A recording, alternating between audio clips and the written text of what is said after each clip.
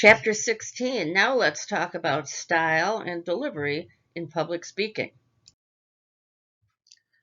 In this chapter, we'll identify and talk about language that you want to use in giving your speech. We'll identify 4 different types of speech delivery. We'll talk about some ways to effectively rehearse your speech and touch on a bit about effective voice quality and nonverbals to go along with your speaking.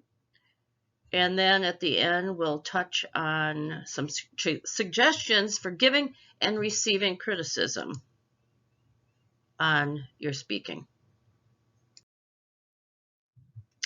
So at this point in our speech preparation, we're wording our speech. We have all of our research done. We have organized our support materials in a way that makes sense to us. Now we want to start wording our speech and thinking about how we want to present it verbally to the audience.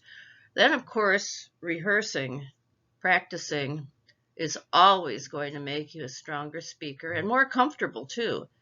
And then finally presenting the speech.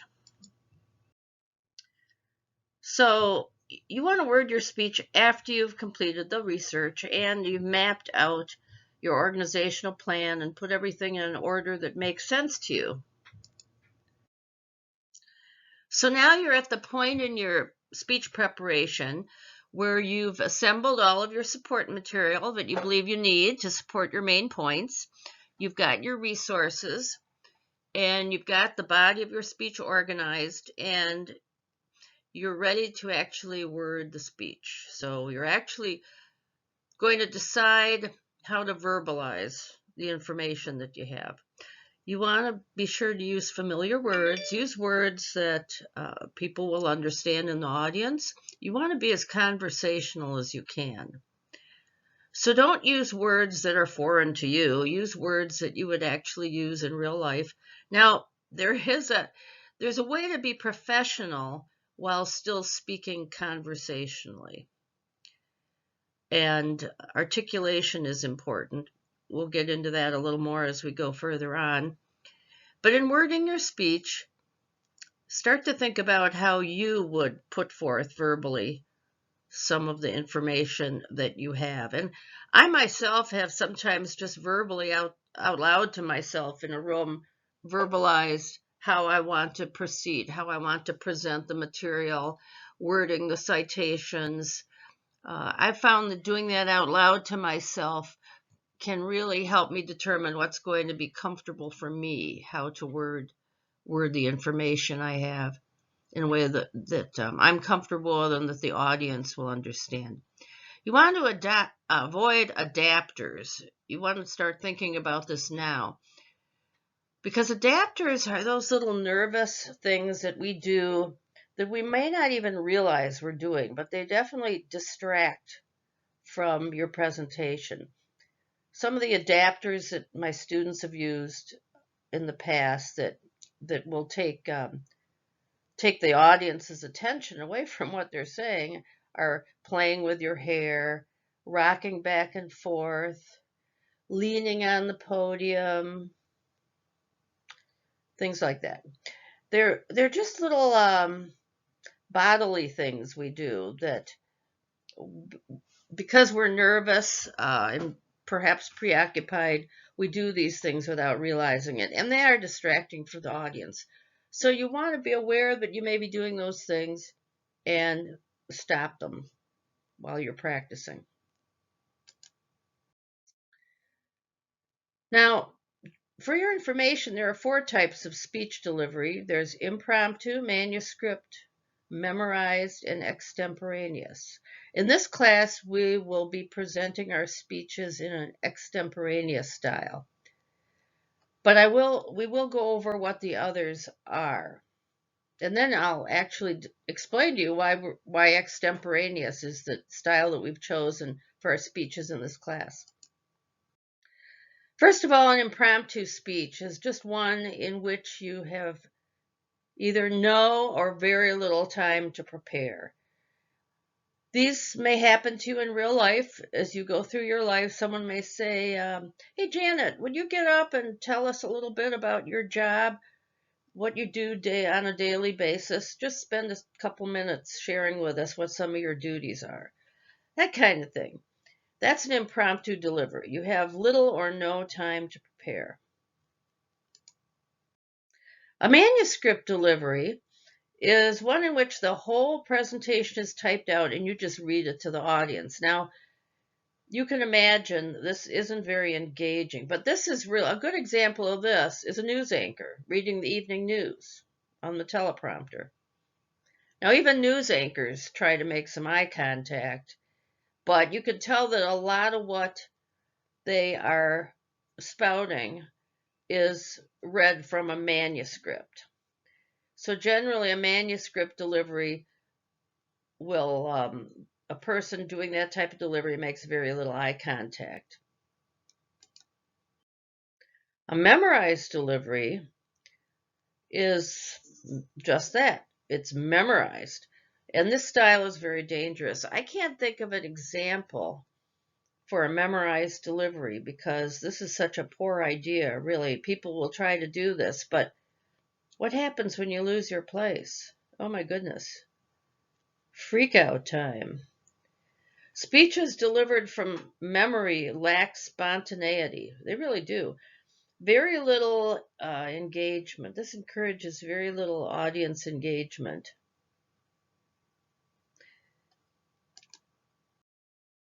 What is extemporaneous speaking? Well, extemporaneous speaking is basically it's prepared in advance, it's planned, you know what you're going to say, what topics you're going to talk about, and in what order, and what type of information you're going to give.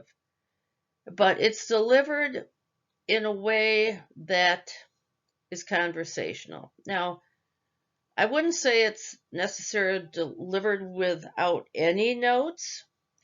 You will have your outline, ideally. You have an outline, but you have a good idea. It's been practiced, and you know the order that you want to cover each of your points in. An extemporaneous delivery is really the most engaging. It's prepared in advance and it's practiced. And you deliver the speech with notes that will clue you in case you forget what comes next. The speech is not memorized because memorizing a speech doesn't give it the same natural tone. The words need to come naturally from you. And that's why an extemporaneous delivery is really the most engaging, the most conversational. Okay, so now that you've got an idea of how you want to word your speech, you should rehearse the speech as a whole. Why do you think you want to rehearse your speech as a whole and not in sections? For instance, oh, I think I'll rehearse main point C and the conclusion and then, no, you don't want to do that. You want to start with the introduction every time and go right through the speech until the end. Why do you think you want to do this? Well, one very good reason is that this gets you used to transitioning from one point to the next. The more you practice, the more you'll have the order of what you want to cover in the speech in your head. And the more you practice, the better speech it's going to be. Now, that's not to say you may not mess up a bit and miss something or, but you've got a pretty good handle on the order of things in your speech. We'll talk about this probably at length in class because it's okay if you mess up a bit, you forget a point, or you have to go back and say, oh, by the way, I did forget to mention this. Or if you just don't include it at all, because really the audience doesn't always know. They're not going to know what you had planned to say. They don't have the outline in front of them. So just practice to the best of your ability, practice the speech as a whole. And then another reason to practice it as a whole is because you want to time it. Many times in real life, you'll be given a specific amount of time, a specific number of minutes to fill. And that's why I'm giving you a parameter for time for your speeches in this class, because I want you to be used to having some idea of what you can include in 5 minutes, what you can include in 10 minutes. If you have a much longer speech, you will not have accomplished what you wanted to do as far as covering your topic. Whereas if you have a very short speech, that's not going to be good either. So time it from the very first time you practice it, from beginning to end, and then tweak it. Change your wording. You might need to do a little more research to fill in some spots. Third, test your visual aids and practice using them easily. Rehearse in front of someone. That's a great way to find out if you're doing any of those little things like playing with your hair or rubbing your arm incessantly, or those little adapters that we do as nervous reactions. Make your changes as you go along, and you'll be fine. Now, body language can say a lot in public speaking. And on JetNet, I have included a link to a TED Talk by Amy Cuddy, Your Body Language. It's very interesting, and I encourage you to watch it. Performers, actors, musicians, politicians, people who spend a lot of time in front of people, speaking and being the center of attention, still have apprehension. But the fact is that this apprehension can be used in a good way.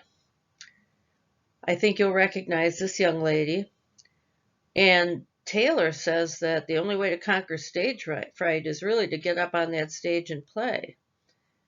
Every time you play, it gets better and better. Now, many people still will have some kind of anxiety or apprehension before a performance, but they use that energy as part of their performance. I mean, it's like a adrenaline rush. Also, if you're apprehensive about performing or presenting, practice gives you more confidence. So once again, I have to encourage you to practice, practice, practice.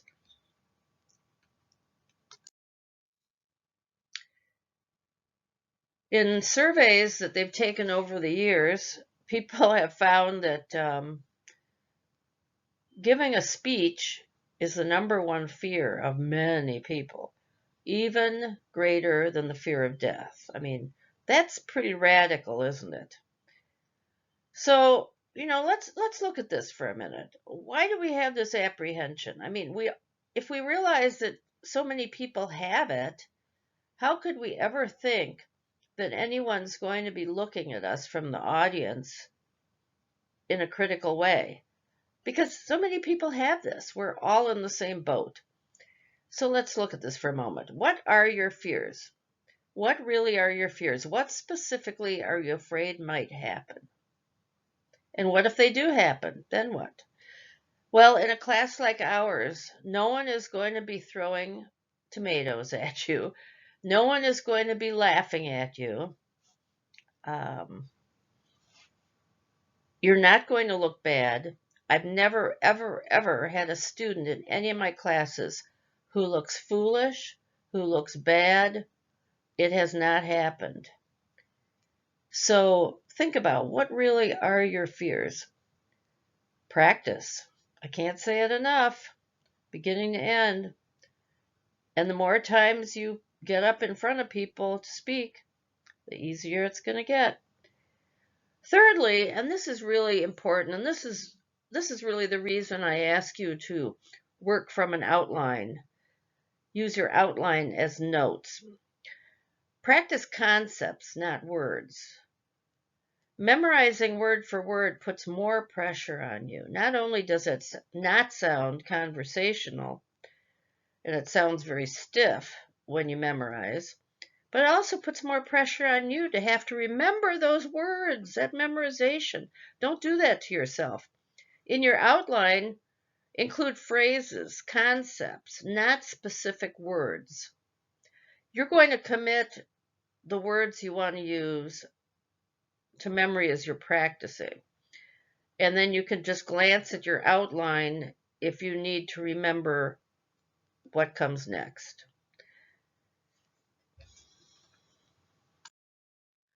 Here are some more ideas to make you feel more comfortable. Plan your movement. Practice your speech with including the movements you want to use. Now, whether you just want to stand at the podium, that's fine.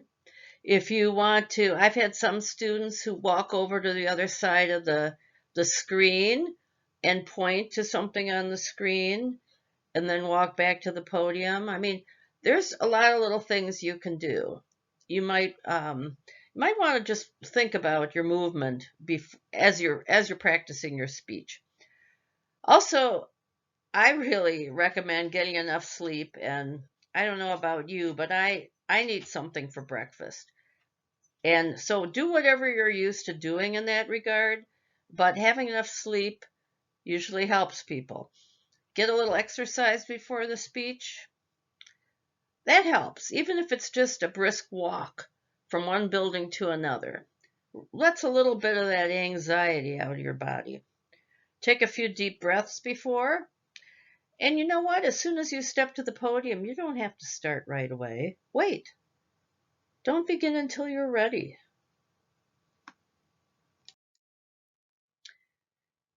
Practice with your visual aid. Think ahead to prepare for any problem. Focus on something. If eye contact is difficult, there are some tips that people have put out there. Look at the top of someone's head. Look at the wall at the back of the room. If you have a friend in class, make a deal with them that you'll look at them. Look at me. I'm always going to give you encouragement. I'm going to smile and nod. So there are different ways that you can deal with that. If you're comfortable, look at the audience. That's the best. Now, if it's a matter of coming to class and doing the speech or not coming to class and losing all those points, I would definitely say come to class. And if you have to stare at your visual aid for the whole speech just to get yourself through it, then that's what you have to do. I mean, you won't get the points for eye contact or engaging the audience, but I'd certainly rather have you do that and have the experience of giving the speech than not showing up to class. And then finally, take the pressure off yourself. This is all practice. Once again, it's all practice. It's a class. And don't put so much pressure on yourself. Now, what behaviors would you use as an audience member to affirm others while they are at the front of the class? What would you do as an audience member to make the person at the front of the class giving the speech feel more comfortable? Think about that.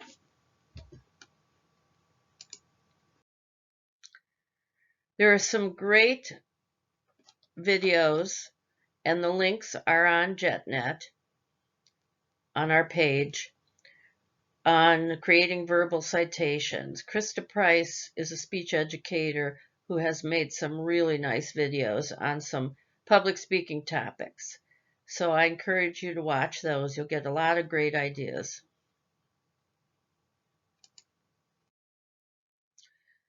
The day that you present your speech.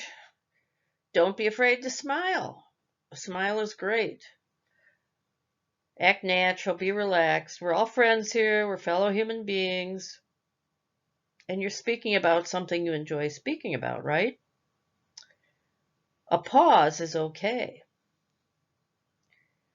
Don't be uncomfortable pausing to gather your thoughts, to look at your outline. A pause is good. A pause is good for the audience, too. It gives the audience a chance to think about what you just said. So don't rush through your speech. Allow yourself pauses. And you know what? If you gloss over something, you forget one of your points, that's all right. It's not the end of the world. If it's a really important point, you can always say, oh, I forgot to tell you when we were talking about whatever, I forgot to mention this, or I forgot this statistic, or that's fine. Or you may decide, you know what, I'm good. I forgot it, and that's just the way it is. The audience will never know what you forgot most of the time. So don't worry about it. Enjoy it. Enjoy presenting your speech. Now, criticism is not inherently negative. Criticism has a bad connotation, unfortunately, in our culture. Criticism seems to have a negative connotation, but it doesn't have to be a bad thing. It's all in how it's dealt with, just like conflict. So you can really get a lot out of a critique, or you can give a person a lot with your critique. You want to stress the positive. There's always positives to bring up. You want to be specific about what might be improved. You want to try to be objective and not hold something personally against the person. You want to be sure you're offering constructive criticism, and you want to own your criticism. Now, the way to own your criticism is to use what we call I messages. I messages are basically, they show ownership of a feeling or a belief. I think that you spoke a little too long on that particular part of the topic versus you spoke too long on that part of the topic. When you use an I message, it gives the feeling that, well, this is the way I see it. It's got a more positive tone to it, but it will create the same result. The person will consider your critique.